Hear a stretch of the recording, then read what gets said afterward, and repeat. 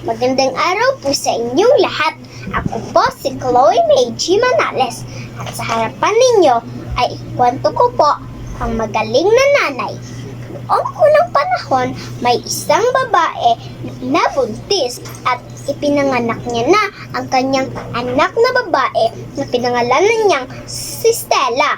Si Stella ang kanyang pinakamahal talaga na anak. Siya ay nag-iisa lamang. Siya ay magaling dahil hindi siya masyadong matanda na. Dahil inaalagaan niya ito ng maayos at nagtatrabaho rin siya ng nagtatrabaho.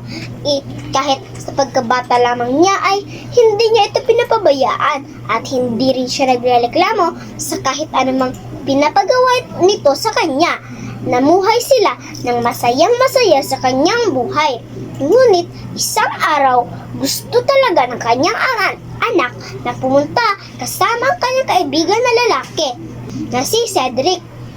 Si Cedric ay dahil ayaw niyang ipasama ito sa kanyang anak dahil iniisip niya na ito ay masama. Ngunit ang alam ng kanyang anak na hindi siya masama dahil ni isa ay hindi siya nakagawa ng masama. Iniisip lamang ito ng kanyang nanay. Kaya naman kahit may okasyon man na dumating ay hindi niya talaga pinapasama si Stella dahil nakagalit siya at ayaw niya talaga itong ipasama. Kaya naman isang araw ay natulog na sila ng natulog at sa pagtutulog nila ay gumising na nga sila. Pagising nila ay hindi na ang katawan nila ang kanilang nakita dahil si Stella ay naging ang kanyang nanay at ang nanay naman ni Stella ay naging si Stella. Hindi nila alam kung anong mga nangyayari at iniisip nila kung ano nangyayari sa kanila at wala talaga silang naisip. Iniisip ni Stella na baka nakulam na sila at ang kanyang nanay naman na iniisip na baka sinumpa lang sila at hindi talaga nila maintindihan ang isa't isa.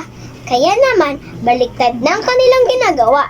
Ang nanay ni Stella ay kailangan mag-eskwela ulit at si Stella naman ay kailangan gawin ang mga gawaing bahay at simula na nga ang kanilang mga gawain.